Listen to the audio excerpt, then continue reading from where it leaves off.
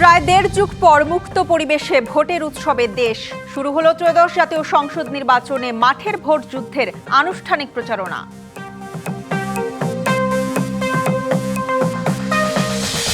যা দেয়ার মালিক আল্লাহ তা একটি দল কি করে দেয়ার ওয়াদা করে ভোট চায়, সিলেটে নির্বাচনী জনসভায় তারেক রহমানের প্রশ্ন।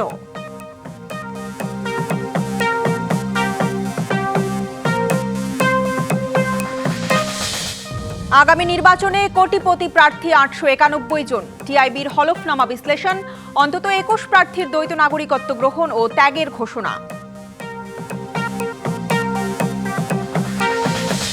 প্রতিবাদের মুখে একীভূত ৫ ব্যাংকের আমানতকারীদের ২ বছরের মুনাফা না দেওয়ার সিদ্ধান্ত পাল্টালো কেন্দ্রীয় ব্যাংক, মিলবে ৪% হারে।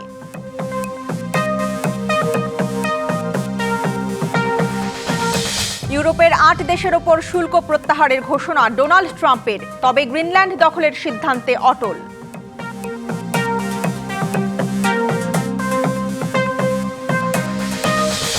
এবং ভারতে বিশ্বকাপ খেলা নিয়ে অনিশ্চয়তা, স্কোয়াডে থাকা ক্রিকেটারদের সঙ্গে আজ বৈঠক করবেন ক্রীড়া উপদেষ্টা। দেড় যুগ পর মুক্ত পরিবেশে দেশে শুরু হলো ভোটের উৎসব। ত্রয়োদশ জাতীয় সংসদ নির্বাচনের জন্য শুরু হলো মাঠের ভোট যুদ্ধের আনুষ্ঠানিক প্রচারণা। 10ই ফেব্রুয়ারি মধ্যরাত পর্যন্ত টানা চলবে ভোটের প্রচার। প্রার্থীরা অবিরাম ছুটবেন ভোটারের দুয়ারে। 12ই ফেব্রুয়ারি সকাল থেকে হবে ভোট গ্রহণ। পুরো জাতি অপেক্ষা করছে একটি নির্বাচনের জন্য। সেই নির্বাচনের ভোটের লড়াইয়ের জন্য শুরু হয়েছে আনুষ্ঠানিক প্রচারণা। বৃহস্পতিবার থেকে ২০ দিন সভা সমাবেশ, মিছিল, জনসভা আর পথসভায় ভোটের উৎসবে মুখর থাকবে দেশ। নিজ নিজ দলের পক্ষে ভোট চেয়ে আর প্রতিশ্রুতি দিয়ে ভোটারদের মন জয় করার চেষ্টা করছেন প্রার্থীরা। এই প্রচারণা চলবে 10ই ফেব্রুয়ারি মধ্যরাত পর্যন্ত। প্রার্থীরা ছুটতে শুরু করেছেন ভোটারদের দরজায়, শুনছেন ভোটারের কথা, দিচ্ছেন নানা প্রতিশ্রুতি। কাজ করবে এবং দেখি আমরাও চিন্তা ভাবনা করতেছি যাকে ভালো লাগবে দিব। দীর্ঘ 17 বছর মানুষ ভোটাধিকার থেকে বঞ্চিত ছিল। আগামী 12ই ফেব্রুয়ারি মানুষ তার সেই ভোটাধিকার প্রয়োগ করবে। আমরা যুদ্ধ পরবর্তী ৭১-এর পরে 16 আসনে কোনো মন্ত্রী পাই না, ইনশাল্লাহ মন্ত্রী পাবো। প্রচারণা শুরুর দিন ঢাকা 16 আসনে বিএনপির মনোনীত প্রার্থী আমিনুল হক প্রচারণায় নামেন। নেতাকর্মীদের মাঝে আনন্দ, উদ্দীপনা ও নির্বাচনী আমেজ নিয়ে সাবেক এই ফুটবল তারকা বলেন, ভোট নিয়ে মানুষের ভেতরে এখন উৎসবের আমেজ বিরাজ করছে। আপনাদের কাছে আহ্বান করছি যে আপনাদের ভোটের মাধ্যমে আমি আপনার এই পরিবার, আপনার এই সমাজ, আমাদের এই রাষ্ট্রকে আমরা সুরক্ষা এবং নিরাপত্তা দিতে পারবো ইনশাআল্লাহ। এদিকে ঢাকা বিশ্ববিদ্যালয় এলাকায় ৩ নেতা কবি কাজী নজরুল ইসলাম ও ওসমান হাদির কবর জিয়ারত করে প্রচারণা শুরু করেছে এনসিপি। শেরে বাংলা, যিনি কৃষক প্রজা পার্টির মাধ্যমে জমিদারি প্রথা উচ্ছেদ করেছিলেন, আমরা এই দুইজনের কবর জিয়ারত করে আমাদের নির্বাচনী যে যাত্রা জাতীয় নাগরিক পার্টির এটা শুরু করতে যাচ্ছে ইনশাআল্লাহ। এই ঢাকা 8 আসনকে নির্বাচন করেছি আমাদের আনুষ্ঠানিক কার্যক্রম প্রথম শুরু করার জন্য। নির্বাচন অনুষ্ঠিত হোক এটা চাই, সেই নির্বাচনে জয়লাভ করে আমরা সংসদে যেতে চাই। আমাদের সামনে এটাই এখন একমাত্র এজেন্ডা। এবার জাতীয় সংসদ নির্বাচনে ভোটার প্রায় 12 কোটি ৭৭ লাখ। ৫৯টি নিবন্ধিত দলের মধ্যে ৫১টি দল প্রার্থী দিয়েছে। 12ই ফেব্রুয়ারি হবে জাতীয় নির্বাচনের ভোট গ্রহণ। Afrin Anwar, DBC news, Dhaka. সারা দেশে উৎসব মুখর পরিবেশে ভোটের প্রচারণায় প্রার্থীরা নেমেছেন ভোটারদের মন জয়ের যুদ্ধে। প্রার্থীদের আশা, এবার ভোটের অধিকার ফিরে পাবে মানুষ। তবে অবাধ সুষ্ঠু নির্বাচনে শঙ্কাও দেখছেন কেউ কেউ। দীর্ঘ প্রতীক্ষার নির্বাচন, মনোনয়ন লড়াইয়ে উতরে যাওয়ার পর প্রচারের মাঠে প্রার্থীরা। নগরী থেকে গ্রাম, পাড়া মহল্লার অলিতে গলিতে এখন উৎসব মুখর পরিবেশ। ভোটারের দুয়ারে যাচ্ছেন প্রতিশ্রুতির ডালি নিয়ে, চিনিয়ে দিচ্ছেন প্রতীক। চট্টগ্রাম 11 আসনে নির্বাচনী প্রচারণায় বিএনপির প্রার্থী আমির খসরু মাহমুদ চৌধুরী বলেন, এই নির্বাচনের মধ্য দিয়ে নির্বাসনে যাওয়া ভোটের অধিকার ফেরত পাবে জনগণ। বাংলাদেশের মানুষ তার মালিকানা ফিরে পেতে চায়, তার প্রতিনিধি নির্বাচন করতে চায়, তার নির্বাচিত সংসদ দেখতে চায়, সরকার দেখতে চায়, যারা জনগণের কাছে দায়বদ্ধ থাকবে, জবাবদিহি থাকবে। এটা যে 1 নম্বরের প্রতিশ্রুতি। রাজশাহীর প্রার্থীরা বলছেন, নির্বাচনী এই ট্রেন কারো থামানোর সুযোগ নেই। অবাধ ও সুষ্ঠু নির্বাচন আয়োজনের প্রত্যাশা সবার। লালমনিরহাট 2 আসনে ভোটারদের দ্বারে দ্বারে ঘুরছেন জনতা দলের চেয়ারম্যান শামীম কামাল। তবে গণসংযোগে আচরণবিধি লঙ্ঘনের অভিযোগ জামায়াত মনোনীত প্রার্থীর। খুলনার ডুমুরিয়ায় গণসংযোগ করেন জামায়াতে ইসলামীর সেক্রেটারি জেনারেল অধ্যাপক মিয়া গোলাম পরোয়ার। তার আশঙ্কা, কালো টাকার ছড়াছড়ি ও সন্ত্রাসী কর্মকাণ্ড সুষ্ঠু নির্বাচনের পথে প্রতিবন্ধকতা সৃষ্টি করতে পারে। আমরা ওয়ারিড হচ্ছি যে এই পরিবেশ নির্বাচন পর্যন্ত থাকবে কিনা। কিছু সংখ্যক চেনা কালো টাকার মালিক সন্ত্রাসীরা তারা কর্তৃত্ব এবং ক্ষমতাকে, শক্তিকে প্রয়োগ করে যদি জনগণের এই রায়কে কেড়ে নিতে চায়, তো আমি গণসংযোগে যেটা টের পাচ্ছি যে তারা এবার সেটা প্রতিরোধ করবে ইনশাআল্লাহ। ফেনীর কেন্দ্রীয় বড় জামে মসজিদ প্রাঙ্গণ থেকে প্রচারণা শুরু করেন এবি পার্টির চেয়ারম্যান মুজিবুর রহমান মঞ্জু। ভোটের মাঠে সরব বিএনপি, জামায়াত সহ অন্যান্য প্রার্থীরাও। নির্বাচন আসলেই শুধু আমরা ফেনীর উন্নয়নের কথা বলবো, বিষয়টা তা না। আমরা জাতীয়ভাবে রাষ্ট্রকে যদি পরিবর্তন করতে না পারি, রাষ্ট্রের গুণগত পরিবর্তন না হলে কোনো একটা স্থানীয় এলাকার উন্নয়ন এটা খুব বড় কিছু ম্যাটার করে না। জাতীয় স্মৃতিসৌধে ফুল দিয়ে সাভারের নির্বাচনের আনুষ্ঠানিক প্রচারণা শুরু করেছেন ঢাকা 19 আসনে এনসিপির প্রার্থী দিলশানা পারুল। আমাদের বংশী নদী এবং তুরাগ নদী, জানেন এই দুইটা নদীর যে নদী দূষণ, এই নদী দূষণ বন্ধ করার ক্ষেত্রে আমি বাস্তবমুখী এবং বাস্তব প্রস্তাবনা নিব, ব্যবস্থা নিব। ভোটের পরিবেশ উৎসবমুখর করে তুলতে সবার জন্য লেভেল প্লেইং ফিল্ড নিশ্চিতের দাবি প্রার্থীদের। Habibur Rahman, DBC news desk. সারা দেশে উৎসব মুখর পরিবেশে ভোটের প্রচারণায় প্রার্থীরা নেমেছেন ভোটারদের মন জয়ের যুদ্ধে। প্রার্থীদের আশা, এবার ভোটের অধিকার ফিরে পাবে মানুষ। তবে অবাধ সুষ্ঠু নির্বাচনে শঙ্কাও দেখছেন কেউ কেউ। বরিশাল থেকে নির্বাচনী প্রচারের খবর জানাতে সরাসরি যুক্ত হচ্ছেন সহকর্মী জিয়াদ মাহমুদ। জিয়াদ, আজ থেকে সারা দেশে আনুষ্ঠানিক নির্বাচনী প্রচারণা শুরু হয়েছে। বরিশালে নির্বাচনী প্রচার কতটা জমে উঠে জানাবেন? সেটা তফসিল অনুযায়ী আজ থেকেই নির্বাচনী প্রচারণা সেটি কার্যক্রম শুরু হয়েছে। সকাল থেকে আমরা দেখেছি যে নেতাকর্মীরা বিভিন্ন নেতাদের কাছে যাচ্ছেন, তাদের নিয়ে মাঠে যাচ্ছেন এবং নির্বাচনী প্রচারণার যে কার্যক্রম সেটি শুরু করে দিয়েছেন। আপনাকে জানিয়ে রাখি, বরিশাল জেলায় 6টি আসনের বিপরীতে 36 জন প্রার্থী তারা লড়াই করবেন এবং এখন যেখানে রয়েছে এখানে বরিশাল 5 আসনের বিএনপি মনোনীত প্রার্থী সাবেক হুইপ, সাবেক মেয়র অ্যাডভোকেট মুজিবুর রহমান সরোয়ার, তিনি তার নেতাকর্মীদের নিয়ে এখানে যে প্রচারণা কার্যক্রম সেটি শুরু করেছেন। এর আগে আমরা দেখেছি তিনি দোয়া মোনাজাত করেছেন এবং তারপর থেকেই তিনি এখানে যে নেতাকর্মীরা রয়েছেন দলীয় কার্যালয়ের সামনে, এখান থেকে তারা প্রচারণা শুরু করেছেন। ইতিমধ্যেই তারা অনেকেই রাস্তায় বের হয়েছেন এবং অনেকে তার মুজিবুর রহমান সরোয়ারকে সাথে নিয়ে তারা চলে আসছেন। এর আগে আপনাকে জানিয়ে রাখি যে শুধু বরিশাল জেলাই নয়, বরিশাল বিভাগের অন্যান্য জেলাগুলো রয়েছে, সেখানে আমরা দেখেছি যে পটুয়াখালী 2 আসনের সাবেক ডাকসুর ভিপি নুরুল হক নূর, তিনি মায়ের কবর জিয়ারত শেষে তার প্রচারণা করেছেন। বরগুনাতে নুরুল ইসলাম মনি, বিএনপির ভাইস চেয়ারম্যান, তিনিও তার যে প্রচারণা সেটি শুরু করেছেন এবং একই সাথে এই কিছুক্ষণ আগে, দুপুরের ঠিক আগে, ইসলামী আন্দোলন মনোনীত প্রার্থী মুফতি মোহাম্মদ ফয়জুল করিম, 5 আসনের প্রার্থী, বরিশাল 5 আসনের প্রার্থী, তিনিও তার প্রচারণা যে কার্যক্রম সেটি শুরু করেছেন। তবে এবারে প্রচারণার ক্ষেত্রে যে ইসির দেওয়া বিধিনিষেধ রয়েছে, সেই বিধিনিষেধ প্রার্থীকে মানতে হবে। মানে পোস্টার পর্যন্ত ব্যবহার করতে পারবেন না এবং প্রচারণার ক্ষেত্রে কোনো কটূক্তিমূলক এবং অপর পক্ষকে উদ্দেশ্য করে কোনো ব্যঙ্গাত্মক কথাবার্তা সেটি বলতে পারবেন না। এখানে একজন রয়েছেন নেতাকর্মী, তার সাথে জানতে চাইবো যে প্রচারণা কেমন চালাবেন এবং ইসি দেওয়া বিধিনিষেধ মানবেন কিনা আপনারা? জি, আমরা ধন্যবাদ আপনাকে। মুজিবুর রহমান সরোয়ারের এই আজ থেকে আমরা যে প্রচার শুরু করব, 12 ফেব্রুয়ারি পর্যন্ত আমরা প্রত্যেকটা দ্বারে দ্বারে ভোট যাবো, মানুষের দুঃখ কষ্টের কথা শুনবো এবং আগামী 12 তারিখে তাকে বিজয়ী করে আনবো, এই আশাবাদ ব্যক্ত করে আমরা আরও আশাবাদী মুজিবুর রহমান সরকারের জন্য এই আসলে অনেক সহজভাবে আমরা ভোট সংগ্রহ করতে পারবো এবং আমরা তাদের অনেক উপকৃত হবে, সাধারণ মানুষ, জনগণ অনেক উপকৃত হবে। এখানে নারী সমর্থক রয়েছেন, নারী কর্মী রয়েছেন, আপনার কাছে জানতে চাইবো যে কেমন প্রচারণা চালাবেন এবং কি ধরনের প্রত্যাশা থাকবে আপনাদের?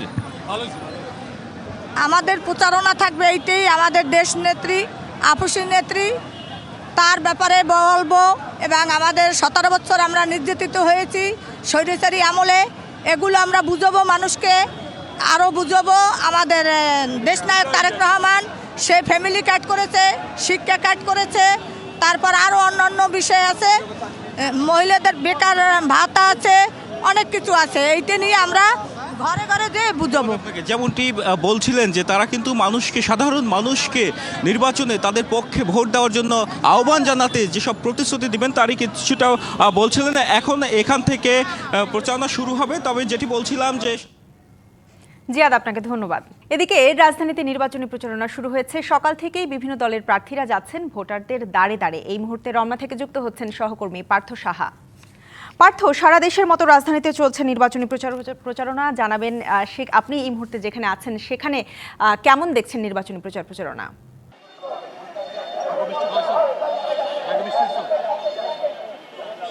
ঈশিতা, আমি এই মুহূর্তে ঢাকা ৮ আসনে যে নির্বাচনী পরিচালনা একটি ক্যাম্প মির্জা আব্বাসের, সেই ক্যাম্পের ঠিক সামনে অবস্থান করছি। এই জায়গাটিতে কিছু সময় আগে নির্বাচনী প্রচারণা যে উদ্বোধন, সেই উদ্বোধনী অনুষ্ঠানটি কিন্তু অনুষ্ঠিত হয়েছে এবং এই যে নির্বাচনী ক্যাম্প, সেই ক্যাম্পে কিন্তু আমরা দেখেছি মির্জা আব্বাসের পক্ষে অর্থাৎ জাতীয়তাবাদী দল বিএনপির যে ধানের শীষ প্রতীক, সেই প্রতীকে এই আসনটি থেকে প্রতিদ্বন্দ্বিতা করছেন মির্জা আব্বাস। তার হয়ে কিন্তু যে ভোটের প্রচারণা, সেই প্রচারণা কিন্তু রমনা থানার যে বিএনপির নেতাকর্মী রয়েছেন তারা কিন্তু ইতিমধ্যেই শুরু করেছে এবং যে আয়োজন সেটি যদি আপনাদেরকে একটু দেখানোর চেষ্টা করি, লিফলেট বিতরণ, মিষ্টি বিতরণের মতো যে কর্মসূচি, সেগুলোও কিন্তু এই নির্বাচনী ক্যাম্প থেকে করা হচ্ছে। মূলত সকাল থেকেই আমরা রাজধানীর বেশ কয়েকটি নির্বাচনী আসন কিন্তু ঘুরে দেখেছি। সবগুলোতে কিন্তু একই রকম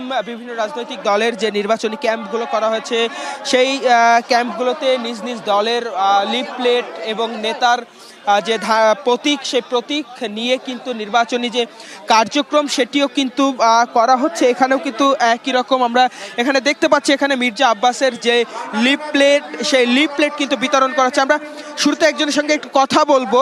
এখানে যে লিফলেট বিতরণের যে কর্মসূচি, সেই কর্মসূচি কিন্তু চলছে এবং এই লিফলেট বিতরণ কর্মসূচির মাধ্যমে এই নির্বাচনী ক্যাম্প থেকে মূলত ঢাকা ৮ আসনের মির্জা আব্বাসের যে এরিয়াটি রয়েছে সেখানে বিএনপি নেতাকর্মী যারা রয়েছে এই লিফলেট সাধারণ মানুষের মধ্যে বিতরণ করবে এবং নির্বাচনী যেই প্রচার। পার্থ, আপনাকে ধন্যবাদ। জান্নাত, দোজখের মালিক আল্লাহ, সেটি টিকিটের নাম করে একটি দল ভোট চেয়ে জনগণের সঙ্গে প্রতারণা করছে। ৭১-এও সেই দলটির ভূমিকা মানুষ দেখেছে। সিলেটের আলিয়া মাদ্রাসা মাঠে নির্বাচনী সমাবেশে এসব কথা বলেন বিএনপির চেয়ারম্যান তারেক রহমান। এই সমাবেশের মধ্য দিয়ে আজ থেকে নির্বাচনের প্রচারণা শুরু করল বিএনপি। সমাবেশে আনুষ্ঠানিকভাবে ধানের শীষের পক্ষে ভোট চান তারেক রহমান।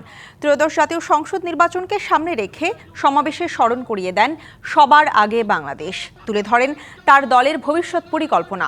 এছাড়া বিএনপি ক্ষমতায় গেলে আবারও খাল খনন শুরু করা হবে বলেও ঘোষণা দেন তিনি। নির্বাচন নিয়ে পলাতক শক্তি নানা ষড়যন্ত্র শুরু করেছে মন্তব্য করে তারেক রহমান বলেন, সকল ষড়যন্ত্র মোকাবেলায় মানুষকে প্রস্তুত থাকতে হবে। প্রায় 2 যুগ পর বুধবার রাতে তিনি সিলেট পৌঁছান। রাতেই হযরত শাহজালাল ও শাহপরান রহমাতুল্লাহ রাদিয়াল্লাহু তাআলা আনহু এর মাজার জিয়ারত করেন। দোজখের মালিক আল্লাহ, বেহেশতের মালিক আল্লাহ, এই পৃথিবীর মালিক আল্লাহ, কাবার মালিক আল্লাহ।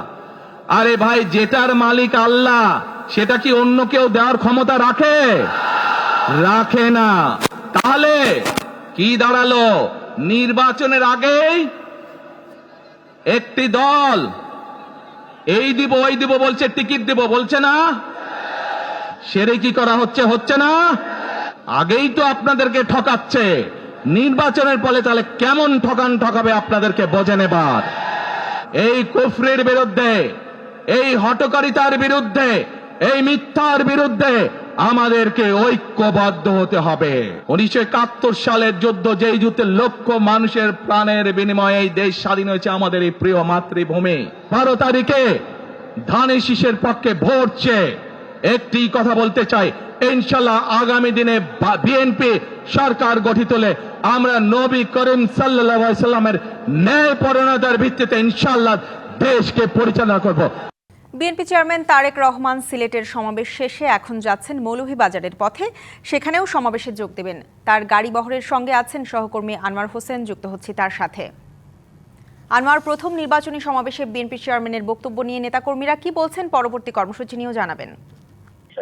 খবরেই যেটি দেখাচ্ছিলেন সেই জায়গা থেকে যদি বলি তাহলে বলতে হবে তিনি বেশ কিছু বার্তা আসলে দিয়েছেন এই প্রথম সমাবেশে, সেটি আসলে সামনে এসেছে। প্রথমে যেটি বলতে চাই সেটি হচ্ছে যে পূর্ব ঘোষিত ছিল নির্বাচনী প্রচারণার প্রথম সমাবেশ অংশগ্রহণ করেছিলেন বিএনপি চেয়ারম্যান তারেক রহমান সিলেটের আলিয়া মাদ্রাসায়। খবরেই যেটি দেখাচ্ছিলেন সেই জায়গা থেকে যদি বলি তাহলে বলতে হবে তিনি বেশ কিছু বার্তা আসলে দিয়েছেন এই প্রথম সমাবেশে, সেটি আসলে সামনে এসেছে। অর্থাৎ তিনি যেমন তার পরিকল্পনার কথা বলেছেন, যে স্বাবলম্বী করার কথা বলেছেন, তিনি বিভিন্ন সময়ে যে কথাগুলো বলতেন সেই কথা রেশ ধরেই তিনি আজকে বেশ কিছু বিষয় সামনে এনেছেন বিএনপি চেয়ারম্যান তারেক রহমান। আমরা দেখেছি তিনি বলেছেন যে বেকার সমস্যা থেকে শুরু করে কৃষক কার্ড, ফ্যামিলি কার্ড এবং হেলথ কার্ড, যে বিষয়গুলো তিনি আগেও বলেছিলেন যে বিএনপি যদি সরকারে আসতে পারে, বিএনপি যদি ক্ষমতায় আসে, তবে এই যে জীবন ঘনিষ্ঠ যে বিষয়গুলো রয়েছে সেই বিষয়গুলো কিভাবে সামনে আনা হবে সেটি মূলত আজকে যদি বলতে চাই আমরা সেই জায়গা থেকে বলতে পারি যে আমরা বহরের সঙ্গে আছি, সেটি আপনি বলছিলেন। অর্থাৎ সিলেটের যে আলিয়া মাদ্রাসা, এটি তো প্রথম সমাবেশ, সেই সমাবেশ থেকে বের হয়েছেন। আমরা বহরে আছি, নিশ্চয়ই একটু দেখানোর চেষ্টা করি দর্শকদের। সেটি হচ্ছে যে আমাদের বেশ একটু সামনেই হচ্ছে সবার আগে বাংলাদেশ ঘোষিত যে একটি বাস, অর্থাৎ লাল সবুজের বাস, সেই বাসেই কিন্তু বিএনপি চেয়ারম্যান তারেক রহমান তিনি রওনা করেছেন মৌলভীবাজারের উদ্দেশ্যে। সেখানে একটি জনসমাবেশে তিনি অংশগ্রহণ করবেন। একই সঙ্গে তার আজকের যে দিনের কর্মসূচি সেটি যদি বলি, মৌলভীবাজারের এই সমাবেশটি শেষ করে তিনি হবিগঞ্জে শায়েস্তাগঞ্জ সেখানে একটি পথসভা, অর্থাৎ মহাসড়কের পাশেই সেখানে একটি সমাবেশ করবেন। একই সঙ্গে ব্রাহ্মণবাড়িয়া, তারপর কিশোরগঞ্জ, নারায়ণগঞ্জ, অর্থাৎ এইভাবেই কিন্তু আজকে তার 7টি সমাবেশ করার কথা রয়েছে এই নির্বাচনী প্রচারণা সমাবেশ, সেটি একটু বলতেই পারি। আর যেটি বলছিলাম, নিশ্চয়ই দেখতে পাচ্ছেন আমরা আছি বহরের সঙ্গে। লাল সবুজ যে ঘোষিত যে বাসটি আছে সেই বাসের মধ্যেই বিএনপি চেয়ারম্যান, সেই সঙ্গে বিএনপি চেয়ারম্যানের সহধর্মিণী ডাক্তার জুবাইদুর রহমান সহ বিএনপির কেন্দ্রীয় নেতৃবৃন্দ, সেই সঙ্গে বিএনপি মহাসচিবও আজকে বিশেষ অতিথি হিসেবে এই যে আলিয়া মাদ্রাসায় সিলেটে যে সমাবেশটি হলো সেখানে উপস্থিত ছিলেন। তো যেটি বলতে চাই ঈশিতা, সেটি হচ্ছে যে আজকের এই সমাবেশের মধ্য দিয়ে বিএনপির এক কথায় আনুষ্ঠানিক যে নির্বাচনী প্রচারণা সেই যাত্রাটি শুরু হলো। তিনি বক্তব্যে তারেক রহমান যেটি বলার চেষ্টা করেছেন, তিনি বলেছেন যে আগামী যে নির্বাচন, অর্থাৎ বস্তুত তিনি ধানের শীষেই ভোট চেয়েছেন মানুষের কাছে। অর্থাৎ এক কথায় তিনি বলেছেন যে আগামী যে 12 ফেব্রুয়ারি নির্বাচন, সেই নির্বাচনে ধানের শীষের বিজয়ের মাধ্যমেই গণতন্ত্রের যাত্রা শুরু হবে। আমরা আছি ঈশিতা বহরের সঙ্গে বিএনপি চেয়ারম্যান তারেক রহমানের বহর নির্বাচনী প্রচারণার। তো নিশ্চয়ই আপনার মাধ্যমে আমরা পরবর্তীতে দর্শকদেরকে সর্বশেষ তথ্য জানাতে পারবো। ঈশিতা, আপনাকে ধন্যবাদ। বাংলাদেশের টি-20 বিশ্বকাপ ভাগ্য ঝুলে আছে সুতোয়। আইসিসির সিদ্ধান্তে একমত না হলে কোয়ালিফাই করেও বিশ্বকাপ খেলা হবে না বাংলাদেশের। বেলা 3টায় ক্রিকেটারদের সাথে জরুরি বৈঠক ডেকেছেন ক্রীড়া উপদেষ্টা আসিফ নজরুল। আরও জানাতে আমাদের সাথে হোটেল ইন্টারকন্টিনেন্টাল থেকে যুক্ত হচ্ছেন সহকর্মী মোহাম্মদ নাজিম। আজ বেলা 3টায় ক্রিকেটারদের সাথে যে জরুরি বৈঠক ডেকেছেন ক্রীড়া উপদেষ্টা, কি ধরনের সিদ্ধান্ত আসতে পারে জানাবেন বিস্তারিত।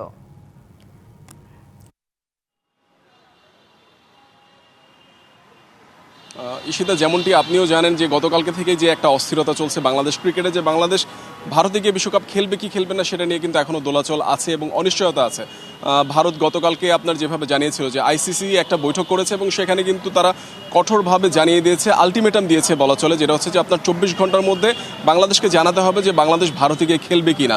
তো এই পরিস্থিতিতে কিন্তু আপনার পরবর্তীতে সরকার পর্যায়ে আলোচনা হয় এবং বিস্তর আলোচনা করার পর এবং পাশাপাশি আপনার বিকাল 3টায় আপনার কিছুক্ষণ পরে কিন্তু আপনার একটা জরুরি বৈঠক এবং অনুষ্ঠিত হবে। সেটা হচ্ছে আপনার এর মধ্যে অধিনায়ক লিটন দাস চলে এসেছেন এবং মোহাম্মদ সালাউদ্দিন, যিনি অ্যাসিস্ট্যান্ট সিনিয়র সহকারী কোচ, তিনি চলে এসেছেন এবং পাশাপাশি আরও বেশ কয়েকজনই চলে এসেছেন। সেই জায়গাটাতে এখনও পর্যন্ত উদ্ভূত পরিস্থিতিতে জানা যাচ্ছে যে আপনার এখানে একটা বৈঠক হবে এবং পাশাপাশি যে এবং ক্রিকেটারদের কাছ থেকে মতামত জানতে চাওয়া হবে যে আসলে তারা বিশ্বকাপ খেলতে যাওয়ার বিষয়ে তাদের বিষয়ে মতামত তারা ব্যক্ত করবেন এবং পাশাপাশি ক্রীড়া উপদেষ্টা তাদের কাছ থেকে অনেক কিছু জানার চেষ্টা করবেন এবং তারাও উদ্ভূত পরিস্থিতিতে যেমন নিরাপত্তা শঙ্কা একটা আছে এবং ভারতে গিয়ে বাংলাদেশ ক্রিকেটাররা কতটুকু নিরাপদ সেই বিষয়ে সেই সব কিছু কিন্তু তারা তুলে ধরার চেষ্টা করবে এবং সার্বক্ষণিক যে একটা যোগাযোগ ব্যবস্থা চলছে এবং পাশাপাশি যদি আপনার ভারতে গিয়ে খেলা কতটুকু নিরাপদ হবে এবং সরকার পর্যায় থেকে তারা যদি সবুজ সংকেত পায় তখন কিন্তু তারা হয়তো বা বাংলাদেশ দলকে পাঠানোর একটা পরিস্থিতি তৈরি হতে পারে। তবে সবচেয়ে বড় বিষয় যেটা হচ্ছে যে বাংলাদেশ ক্রিকেট বোর্ড আগে যে অনড় অবস্থানে ছিলেন, যেটা হচ্ছে যে নিরাপত্তা শঙ্কায় আপনার ভারতে খেলতে যেতে অস্বীকৃতি জানিয়েছিল এবং এখনো পর্যন্ত সে অবস্থানে কিন্তু আছেন। এবং বিসিবি সভাপতি আমিনুল ইসলাম বুলবুল গতকালকে কিন্তু জানিয়েছেন যেটা হচ্ছে যে এখনো তারা আগের অবস্থানে আছেন, তবে উদ্ভূত পরিস্থিতিতে বিকল্প কোনো পথও কিন্তু বের হতে পারে। ঈশিতা। নাজিম, আপনাকে ধন্যবাদ। ডিবিসি সংবাদ এই ছিল এখনকার মতো। ডিবিসির সঙ্গে থাকুন।